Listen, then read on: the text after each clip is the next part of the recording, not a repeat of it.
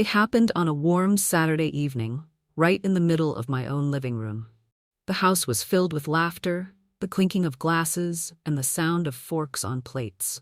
Friends, relatives, neighbors, we had gathered to celebrate another year of family. I thought it would be just another night of polite conversations and shared memories. I couldn't have been more wrong. As I stood by the dining table, talking with my sister Sophie, the air suddenly shifted. My husband, Thomas, raised his voice, loud enough that the chatter stopped cold. Before I could even process what was happening, his hand came across my face with a sharp crack that silenced the entire room. Time froze. The sting on my cheek burned hot, but the humiliation cut deeper. Every pair of eyes was locked on us. Plates were abandoned mid-bite. The wine glasses trembled in hands that didn't know whether to set them down or hold on tighter. And Sophie, my own sister, sat there pretending to look shocked, though I caught the flicker of satisfaction she tried to hide. Thomas glared at me, his voice dripping with contempt. "Don't you ever disrespect your sister like that again." His words weren't just cruel, they were confusing. I hadn't disrespected Sophie. All I had done was question why she always seemed to take his side in every disagreement. But somehow in that moment, I was the villain, and he was her protector. I wanted to speak, but my throat closed up. My pride demanded silence.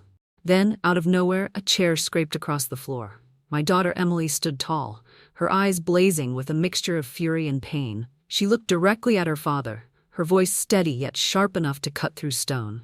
"Dad, do you really want me to tell them what I saw last week?" The entire room shifted again. Thomas's face lost its color. Sophie's hand tightened around her wineglass. And me? I held my breath because I had no idea what Emily was about to reveal. What my daughter said next made him pale. Before that night, before the slap, before the betrayal that cut me to the core, I used to believe in love. I used to believe in him. I still remember the first time I met Thomas. It was at a Christmas festival in downtown Houston. I was 23, bundled in a red coat, sipping hot cocoa, while the air smelled of roasted chestnuts and pine. He walked right up to me with that confident smile and asked if he could buy me another cup, just to keep me warm. I laughed, shy but charmed, and before I knew it, he had my phone number scribbled on a napkin. The years that followed felt like a fairy tale. Thomas wasn't rich back then, but he was ambitious, charming, and he made me feel safe. He would drive across town just to bring me flowers from a little roadside stand. He wrote me notes, real handwritten notes, telling me I was his forever. When he proposed, it was under the Christmas lights again, 6 years later. He went down on one knee in front of the church square, the snow falling just enough to sparkle under the street lamps. People clapped, strangers cheered, and I cried tears of joy as I said yes. I thought I was the luckiest woman alive. We built our first home together in the suburbs. Nothing fancy, just a 2-bedroom starter house with creaky floors and an old heater, but it was ours. Every corner of that house was filled with laughter and promises. When Emily was born, Thomas held her like she was the most precious gift he'd ever received. And back then, I believed him. I believed we were building something sacred. I look back now, and it feels like watching someone else's movie. A life that wasn't mine anymore. Because the man who once kissed my forehead every morning is the same man who raised his hand against me years later. I never imagined that the love I trusted so blindly could twist into something so cruel. After our wedding, life felt like a brand new chapter, fresh and full of hope. We bought a little house in a quiet suburb outside Houston. It wasn't grand, just a 2-story with beige siding, a patchy lawn, and a small porch where we would sit on summer nights, sipping iced tea while cicadas sang in the background. To me, it was perfect. To me, it meant stability, safety, family. I poured my heart into that home. I picked out curtains, painted the kitchen walls a warm yellow, and planted roses by the front walkway. Thomas worked long hours, but when he came home, we shared dinners at our little wooden table. We didn't have much money, but there was laughter, there were dreams. When Emily was born, everything changed. That house became filled with the sound of lullabies, the soft shuffle of baby feet on hardwood floors, and toys scattered across every corner. I would rock her to sleep by the window, and sometimes I'd glance at Thomas holding her, whispering promises of a future where nothing could touch us. In those moments, I truly believed we were untouchable. Family dinners became our ritual. On Sundays, we grilled steaks in the backyard, neighbors dropping by with pies or lemonade. Sophie, my younger sister, often came too. She adored Emily, or so I thought. She would sit with her on the swing, braid her hair, and tell me how lucky I was to have a husband so dedicated. Looking back now, I realize those words carried a hidden sting, but at the time, they only made me feel grateful. That house witnessed birthdays, Christmas mornings, and countless nights of laughter. It was our kingdom, or so I believed. But kingdoms can crumble. Love can rot. And the walls that once echoed with joy soon would hold secrets I was too blind to see. I thought our home was built on love, but soon I would discover it was built on lies. At first, it was subtle. Thomas didn't storm in demanding things. Instead, he framed his control as caring. He would say things like, "Don't worry about the bills, I'll handle them," or "You don't need to work, just focus on Emily and the house." At the time, it sounded like love. It sounded like protection. I didn't realize it was the beginning of something darker. Slowly, the choices I used to make freely started to disappear. If I wanted to visit an old friend, he would say, "Why bother? They don't really understand you like I do." If I bought myself a new dress, he'd frown and remind me, "We need to save. You don't need to waste money on that." Little by little, my world grew smaller. But I told myself this was marriage. I told myself compromise was part of love. The turning point came one night when I wanted to attend a church women's group. I thought it would be good for me, a way to share, to connect. But Thomas laughed in my face. "You don't need strangers telling you how to live your life. You've got me." His words weren't shouted, but they carried a weight that pressed me down. Even with Sophie, the boundaries blurred. She'd visit, and Thomas would always side with her during small disagreements. If I suggested she overstayed her welcome, he'd scold me gently, as though I was being unreasonable. At first, I brushed it off as him being diplomatic. But deep inside, something felt off. I smiled through it all. To outsiders, we were the perfect suburban family. Neat lawn, Sunday church, family barbecues. No one saw the cracks forming beneath the surface. No one heard the silence of my voice shrinking smaller every day. And yet a whisper inside me wondered, was this really love? Or was it control disguised as care? I told myself he was just protecting us. But deep down, I feared it was something else. The bruises didn't show on my skin. They lived in my heart, in my silence, in the way I learned to shrink myself smaller and smaller just to keep the peace. Thomas never left marks for the world to see. He was too clever for that. Instead, he used words, tone, and cold indifference, and those cut deeper than any slap could. He would mock me in front of family gatherings, tossing out little jokes that weren't really jokes at all. "Margaret can't cook without burning something." Everyone laughed, but I felt the sting. When I tried to defend myself, he'd smirk, "Relax, it's just a joke." Over time, I stopped responding. I stopped showing my hurt. Nights became the hardest. I'd lie awake in bed, listening to his steady breathing while my chest felt heavy with unspoken pain. I wanted to scream, to ask him why he was pulling away, why his warmth had turned to ice. But the fear of starting another argument silenced me. So I buried my questions deep, hiding them under the same smile I wore every morning. Even Emily began to notice. One evening, she whispered, "Mom, are you okay?" I brushed her off with a gentle smile and a kiss on her forehead. She didn't need to carry my burden. She deserved to believe in family, even if mine was falling apart. Sophie's visits made everything worse.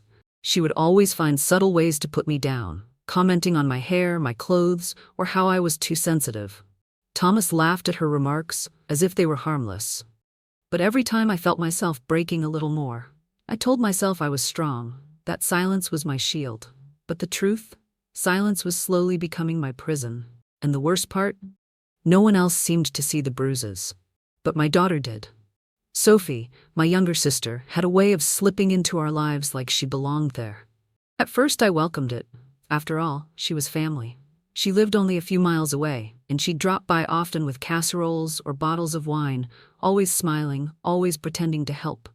But what I didn't realize then was that she was slowly poisoning my home from the inside out. It started with small comments, delivered with a sweet voice but a sharp edge. "Margaret, you look so tired lately. Thomas must be working too hard because you don't seem to keep up with him anymore." Everyone would chuckle, and she'd pat my hand as if it were concern, but I felt the sting underneath. Whenever Thomas and I disagreed, even about something small like what color to paint the kitchen, Sophie always took his side. She'd say, "Oh, Thomas, you have such good taste. Margaret, maybe you should trust him more." I'd laugh it off in front of others, but inside I felt myself shrinking, doubting my own voice. Family gatherings became unbearable. Sophie would sit closer to Thomas, whispering things I couldn't hear, and then both of them would glance at me with the kind of smile that wasn't really a smile at all. If I spoke up, Thomas would accuse me of being jealous, of imagining things. And Sophie, with her wide eyes, would gasp, "I would never want to come between you two." Yet every word, every gesture said otherwise. The poison wasn't fast. It was slow, steady, and invisible to everyone but me. And the more I tried to call it out, the more isolated I became. Even friends began to see me as the difficult one, the insecure wife who couldn't handle her charming husband and sweet younger sister. I felt trapped in my own story, like a villain in a play I hadn't written. But Sophie's whispers weren't done. They were only growing louder, and soon they would destroy everything. Gaslighting doesn't come all at once. It creeps in, so subtle that you begin to wonder if you're losing your mind. With Thomas, it started when I questioned his closeness with Sophie. He laughed and said, "You're imagining things. She's your sister. Don't be paranoid." The way he said it made me feel foolish, like a jealous schoolgirl, instead of a grown woman who had given decades of her life to him. The more I raised concerns, the more he twisted them back on me. If I pointed out how Sophie lingered too long in our home, he'd snap, "Why are you always so negative? She's helping us. You should be grateful." When I noticed how often he defended her, he'd say, "Maybe if you weren't so insecure, we wouldn't have these problems." It wasn't just Thomas. Sophie played her role perfectly. If I hinted at feeling uncomfortable, she'd widen her eyes and gasp, "Margaret, I would never do anything to hurt you. Why would you think that?" Suddenly I was the crazy one, the unstable wife making baseless accusations. Friends, neighbors, even relatives began to see me through the lens Thomas painted. Emotional, irrational, difficult. The isolation was suffocating. Invitations to social gatherings grew fewer. My phone stopped buzzing. At church, people smiled politely but avoided deeper conversations. I began to wonder if Thomas had been whispering behind my back, telling them stories about my supposed mood swings. At home, the silence grew louder than any shouting match. I walked on eggshells, terrified that the wrong word would trigger his anger. I questioned myself constantly. Maybe I was overreacting. Maybe I really was broken. But late at night, when Emily hugged me tight and whispered, "Mom, I see more than you think," I knew I wasn't crazy. My daughter saw the cracks Thomas tried so hard to hide. And soon, Emily would uncover something neither of us could deny, a secret powerful enough to shatter his mask completely. It happened on what should have been a simple evening, a family gathering to celebrate Emily's birthday. The house was full. Friends, relatives, neighbors. Balloons hung from the ceiling, laughter filled the air, and for a brief moment, I thought maybe, just maybe, things were normal again. But normal doesn't last in a house built on lies. Sophie was there, of course, smiling too brightly, laughing too loudly at Thomas's jokes. She floated around as if she were the hostess, not me. My chest tightened as I watched her place her hand on Thomas's arm when she thought no one noticed. My patience cracked. I confronted her quietly in the kitchen, my voice steady but sharp. "You're crossing boundaries, Sophie. This is my home, my family," she gasped, wide-eyed, playing innocent. "Margaret, how could you say that? I've only ever tried to help." That's when Thomas stormed in. He didn't ask what happened. He didn't listen. He simply stepped in front of Sophie like her knight in shining armor. "Don't you dare talk to your sister that way," he spat. His eyes were blazing, not with love for me but with blind protection for her. I froze, shocked at the venom in his voice. Before I could respond, his hand shot out and struck my face. The sound cracked through the room like a gunshot. The laughter stopped. Plates clattered against the table. Every conversation died in an instant. My cheek burned, but the humiliation cut deeper. In that moment, he wasn't just punishing me, he was declaring to everyone that Sophie mattered more. That I was nothing. The room went silent, every eye locked on us. And then, from the other side of the table, a chair screeched across the floor. Emily stood tall, her face pale but her eyes burning with fury. She pointed straight at her father and said, steady and cold, "Do you really want me to tell them what I saw last week?" The color drained from his face, and Sophie nearly dropped her glass. Whatever Emily knew, it terrified them both. The room was frozen. Every eye turned from me to Emily, who now stood like a shield between her mother and father. Her voice didn't tremble. It was calm, steady, but carried a weight that pressed against the silence. "Dad," she said, her eyes locked on his. "Do you really want me to tell them what I saw last week?" Thomas's jaw tightened. For the first time that night, he didn't look angry. He looked afraid. Sophie's smile disappeared, her hand trembling as she set down her wine glass. "Emily," Thomas growled, his voice low and warning, "sit down. This isn't your place." But Emily didn't flinch. She took a step closer, her chin lifted in defiance. "No, Dad, this is exactly my place, because I'm tired of pretending." The guests shifted uncomfortably, whispering to each other. Some looked at me with pity, others with curiosity. I stood frozen, my cheek still stinging, my heart racing. What did my daughter see? What truth had she been carrying alone? Thomas tried again, this time softer, as if coaxing her. "Sweetheart, you don't understand what you think you saw. Don't embarrass yourself." Emily's eyes narrowed. "Don't embarrass myself or don't embarrass you." Gasps rippled through the room. Sophie's face turned pale, her fingers gripping the edge of the table so tightly her knuckles whitened. Emily reached into her purse and pulled out her phone. The room collectively leaned forward, breath held. I wasn't going to say anything. I was going to protect Mom by keeping quiet. But after what you just did?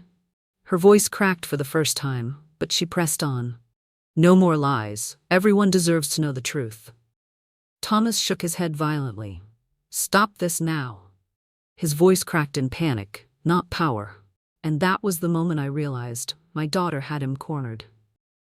What Emily revealed next would not only shatter Thomas's mask, it would expose the one person I never thought would betray me. 1 week before the party, Emily had come home earlier than expected from work. She was juggling her backpack and a bag of groceries when she pulled into the driveway. From the outside, everything looked ordinary. The porch light was on, the curtains in the living room were drawn. But as she walked toward the side garage door, she heard something that made her stop cold. Laughter. Not just any laughter. Thomas's voice, low and playful, mixed with Sophie's unmistakable giggle. Emily froze, groceries dangling in her hand. Curiosity, or maybe instinct, pushed her to move closer. She set the bags down quietly and peeked through the small garage window. What she saw made her stomach drop. Thomas stood with his arms around Sophie, holding her the way a husband holds his wife. Sophie tilted her head back, smiling, before pressing her lips against his. It wasn't a brief, innocent moment. It was slow, deliberate, practiced. The kind of kiss born from familiarity, not mistake. Emily's heart raced. She felt sick, betrayed, not just for herself, but for me. Her father, the man who had preached loyalty and family, was standing in their garage with his wife's sister in his arms. Shaking, Emily pulled out her phone. She didn't want to believe it, but she needed proof. With trembling fingers, she hit record. Through the lens, there was no denying it. Thomas and Sophie together, whispering things too low for her to hear, but their touches said everything words could not. Emily backed away, fighting back tears. She picked up the groceries and slipped inside the house quietly, her mind spinning. She didn't tell me then. She couldn't. She wanted to protect me, maybe even hoped it was a one-time mistake. But deep down, she knew it wasn't. That night, she saved the video.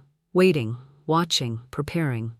And now, in front of the entire family, Emily was ready to use that video, the proof that would burn every lie to the ground. The dining room felt colder than any winter night. No one dared to move. No one dared to breathe. Emily stood at the head of the table, her phone clutched tightly in her hand. Thomas's face was flushed red, but not from anger, it was fear. Sophie sat rigid beside him, her wine glass trembling in her fingers. "Emily," Thomas hissed, his voice low, "this is not the time or the place." But my daughter didn't waver. "Actually," she said, her voice clear, "this is the perfect time. Because for once, everyone needs to see who you really are." The room shifted uneasily. Cousins glanced at each other. Aunts covered their mouths in shock, neighbors leaned in, hungry for truth. I sat frozen, torn between dread and pride, watching my daughter grow into a warrior right before my eyes. Thomas reached out a hand, trying to command her the way he always commanded me. "Sit down, Emily. You're embarrassing yourself." But Emily only stepped back, raising her phone higher. "No, Dad. The only one embarrassed tonight is you." Gasps rippled across the table. Sophie's face drained of color and she whispered frantically, "Emily, please. You don't understand." Emily's eyes darted to her, sharp and unyielding. "I understand enough.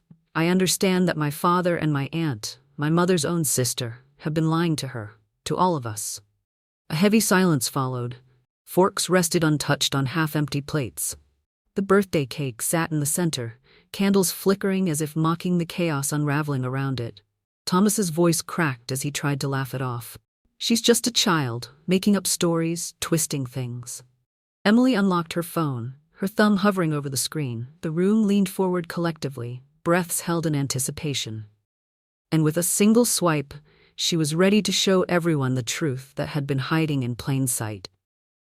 The next seconds would decide everything, because once that video played, there would be no going back. Emily's thumb tapped the screen, and suddenly the dining room filled with sound. The cheerful clinking of glasses was replaced by a grainy recording. On the phone's display, lit up for everyone to see, was the garage, and there, plain as day, stood Thomas and Sophie. The room gasped in unison. Thomas's arms wrapped around Sophie's waist, his lips pressed against hers. The audio caught his low chuckle, followed by Sophie's unmistakable laugh. It wasn't a mistake. It wasn't a misinterpretation. It was betrayal, captured in crystal clarity. "No," one of the aunts whispered, covering her mouth. "Not Sophie." Thomas lunged forward, trying to snatch the phone, but Emily pulled it back. "Don't," she snapped, her voice trembling but powerful. "Don't you dare touch me." Sophie's face turned ghostly white. "It's not what it looks like," she stammered, her hands shaking, but no one believed her. The video looped again, showing their embrace, their kiss, their whispers. I sat frozen, my body numb, my mind reeling.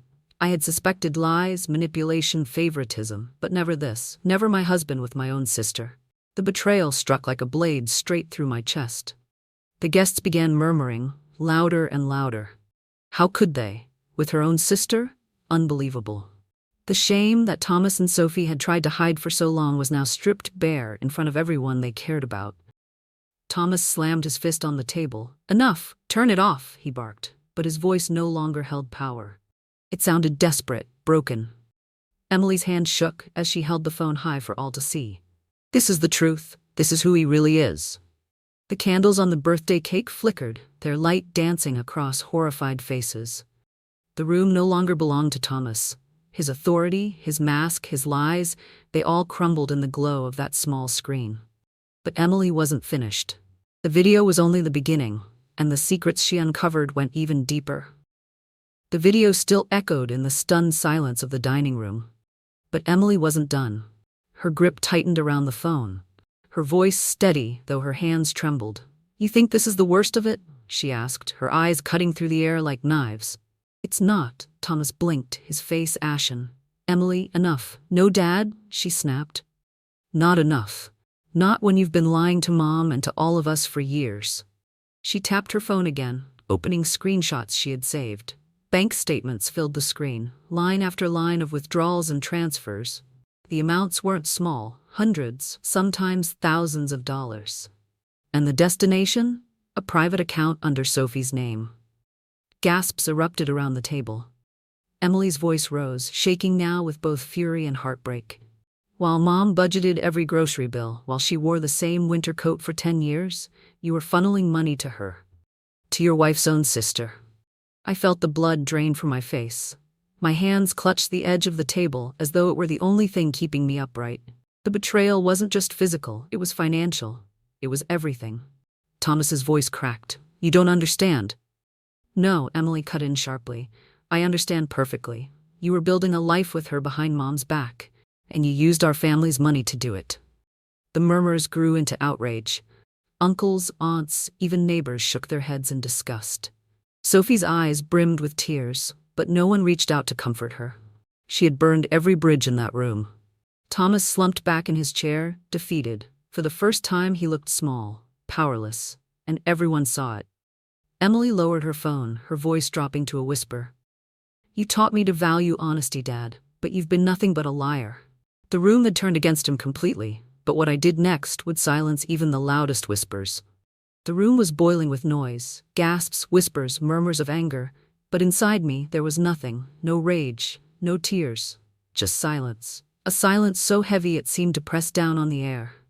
I stood slowly, the chair legs scraping against the hardwood floor, every head turned toward me. Thomas opened his mouth, perhaps to plead, perhaps to command, but I didn't give him the dignity of a response.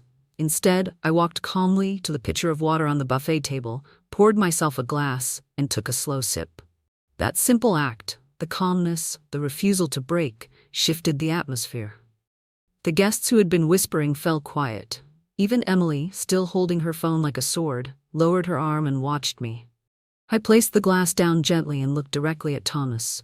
Not with fury, but with something far more cutting: indifference. For decades I had given him my voice, my devotion, my energy. Tonight, I gave him nothing. He stammered, "Margaret, you have to understand," but I stayed silent. My silence screamed louder than any accusation could. Because in that silence lived the truth: he wasn't worth my words anymore. I turned to Sophie. Her eyes darted nervously, searching for sympathy she would not find. She whispered, "I didn't mean to." Still I said nothing. I only looked at her, and she shrank back into her chair, the weight of shame pulling her down. Silence can be a prison, yes, but wielded carefully, silence can also be power. That night it was my weapon. My refusal to shout or cry left them exposed, stripped of excuses. Finally, I reached for Emily's hand. My daughter's grip was strong, steady, as though she were anchoring me in place. Together, we stood side by side, no longer victims but survivors.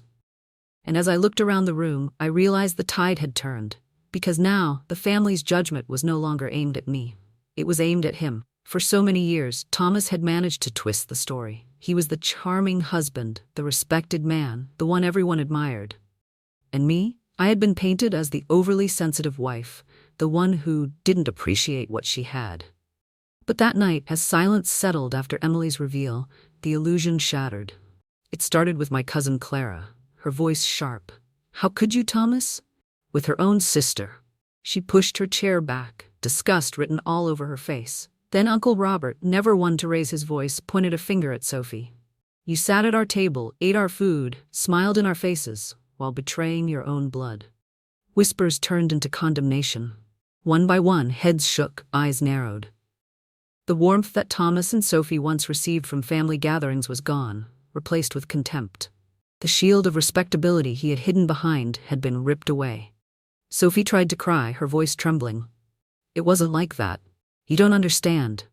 But no one reached to comfort her. No one believed her anymore. Thomas slammed his hand on the table, desperate to reclaim authority. "Enough. This is still my house, my family." But his voice no longer carried weight. The more he shouted, the smaller he seemed. People didn't fear him anymore. They pitied him. I stood still, holding Emily's hand, watching as the very people he once manipulated turned their backs on him. For years I had felt isolated, cornered, silenced. And now for the first time, he was the one standing alone. When Thomas tried to speak again, my aunt cut him off with a single sentence that hung heavy in the air. "A man who betrays his wife and destroys his family isn't worth our respect." And in that moment I realized I wasn't the one on trial anymore. He was. But Thomas wasn't ready to give up control just yet, and his desperate attempt to fight back would only make his downfall more complete. Cornered men don't surrender gracefully. They claw, they fight, they grasp at anything to save face. Thomas was no different. He rose from his chair, his face red with fury, his voice desperate. "You're all judging me over a video? Over a misunderstanding? You think you know the whole story, but you don't." His words cracked like thunder. But no one flinched. The power he once held had evaporated. Still, he pressed on, waving his arms wildly. "Margaret has been cold for years. She pushed me away. What was I supposed to do? A man has needs." Gasps filled the room. I felt Emily stiffen beside me, her hand tightening around mine. He wasn't apologizing, he was blaming me. Even now in his downfall he tried to paint me as the villain. Sophie dabbed her eyes with a napkin, adding to the tirade. It just happened. We didn't mean to hurt anyone, but no one was buying it. My cousin Clara shook her head. You didn't mean to? You stole from your family, betrayed your vows, and you think that just happened? Thomas's voice grew louder, more frantic. You don't understand marriage. You don't understand what it's like living with her. His hand pointed at me, trembling with rage. Then came the final blow, from someone he least expected. My cousin's husband, a lawyer, spoke up calmly. Actually, we do understand. And for the record, what Emily showed tonight? That video is admissible in court. So are those bank transfers. The color drained from Thomas's face. His anger faltered, replaced by panic. He looked around the room, searching for an ally, but found only cold stares. Even his oldest friends wouldn't meet his eyes. For the first time, he realized the truth. He was finished. But before the night ended, one final voice rose in that room. A voice that sealed his fate with words he could never escape. Just when the shouting threatened to spiral out of control, a calm, steady voice cut through the chaos. It was Pastor John. He had been sitting quietly at the far end of the table, observing everything, his hands folded in front of him. When he finally spoke, the entire room fell silent. Thomas, he said, his tone neither loud nor harsh, but heavy with authority. A man who raises his hand against his wife loses his right to call himself a husband. And a man who betrays both his vows and his family loses the right to call himself a leader. The words struck deeper than any scream could. Thomas tried to laugh it off, but the sound caught in his throat. His eyes darted nervously around the room, searching for someone, anyone to defend him. No one moved. Pastor John continued, his gaze fixed firmly on Thomas. You stood in front of God, in front of this very community, and promised to honor your wife. Yet here you are, dishonoring her in the most shameful way possible, and with her own sister. Do you think God is blind to this? Do you think we are blind? Sophie shifted uncomfortably, her face buried in her hands. Emily stood taller, her grip on my arm steady, as though she had been waiting for someone else to finally name the sin out loud. Then Pastor John turned to me. His expression softened. Margaret, you have shown strength tonight, not in anger, not in violence, but in silence and dignity. That is true power. That is the kind of strength God blesses. Tears pricked at the corners of my eyes, not from pain this time, but from a sense of validation I hadn't felt in years. For once, the weight of shame no longer sat on my shoulders. It rested on his. Thomas sank back into his chair, pale and trembling. Pastor John's words had sealed what the video had already revealed. There was no redemption left for him in this room. And as his last shred of dignity crumbled, I knew it was time for me and Emily to make our choice, to finally walk away. After Pastor John's words, the room felt like it was holding its breath. The tension was suffocating, every eye locked on Thomas, who now sat slumped in his chair, stripped of his authority, stripped of his mask. For years, I had carried the shame he placed on me. But in that moment, it no longer belonged to me, it belonged to him. I stood slowly, the sound of my chair scraping against the floor sharp in the silence. Emily immediately rose with me, her hand slipping into mine. I looked around the room, faces filled with shock, pity, and solidarity. For once, they weren't looking at me with judgment. They were looking at him. Without a word, I walked toward the front door. My steps were steady, deliberate, the click of my heels echoing in the quiet room. Emily walked beside me, her head high, her presence like armor. Margaret, Thomas called out, his voice trembling, almost pleading. Please, don't leave like this. We can fix it. I paused at the door, my back to him. My cheek still burned from his slap. My heart still ached from decades of betrayal. But my voice was calm when I finally spoke. No, Thomas, you broke it. And I'm done cleaning up your mess. Gasps rippled through the room, but I didn't turn around. I opened the door and the cool night air rushed in, washing over me like freedom. Emily squeezed my hand tighter, and together we stepped outside, leaving the suffocating weight of that house behind us. Behind me I heard voices rising again, family members scolding, Sophie crying, Thomas shouting in desperation. But those sounds faded with every step I took away from that house. For the first time in years, I felt light. We didn't take luggage, we didn't take keepsakes. We took the only things that mattered, our dignity and each other. But walking out was just the beginning, because real justice was still waiting in the days ahead. Leaving that house was only the first step. What came next was the battle Thomas never thought I'd have the strength to fight. For years, he controlled everything: our money, our home, even the narrative of who I was. But now, with Emily by my side and proof in our hands, I finally had the tools to take back my life. Within a week, I contacted an attorney. Emily handed over the video, the bank statements, every shred of evidence she had collected. The lawyer's eyes widened as he flipped through the papers. "Mrs. Carter," he said firmly, "this is more than enough. He won't walk away untouched." The divorce hearings were brutal. Thomas came in with his usual arrogance, dressed in an expensive suit, trying to charm the judge the way he had charmed everyone else for decades. But charm doesn't erase betrayal. The judge reviewed the video. The room went silent as the kiss between Thomas and Sophie played out in the courtroom, undeniable and humiliating. Then came the financial records, thousands siphoned from our accounts into Sophie's name. His lawyer tried to spin it, claiming they were business investments. But the judge wasn't fooled. In the end, the ruling was clear. I was granted the house, a fair share of assets, and full independence. Thomas lost nearly everything: his reputation, his wealth, his family. Sophie, already abandoned by the rest of the relatives, slinked out of town with nothing but disgrace to her name. I walked out of that courthouse not in triumph, but in peace. The system had done what it was meant to do: deliver justice. Emily hugged me tightly, whispering, "It's over, Mom. You're free now." And for the first time in years, I truly believed her. But the final chapter wasn't about his downfall. It was about my rebirth and the life I built once I was finally free. 2 years have passed since the night everything unraveled. Today, I sit in the backyard of my new home in Houston, the sun warming my face, the sound of my grandchildren's laughter filling the air. Emily is here too, grilling burgers while her husband sets the picnic table. Friends gather with casseroles and bottles of sweet tea, filling the space with love and light. My life is no longer defined by pain, it is defined by peace. As for Thomas, word still reaches me. He lost the house, the respect of his family, and the financial security he once bragged about. Sophie left town long ago, disappearing into the shadows of her shame. And Thomas? He now lives alone in a small apartment, stripped of the power he once wielded so carelessly. I heard recently that he suffers from heart problems and diabetes, and with no one left to care for him, he struggles in silence. The same silence he once forced on me has now become his only companion. Sometimes people ask if I regret walking away, if I wish things had ended differently. My answer is always no.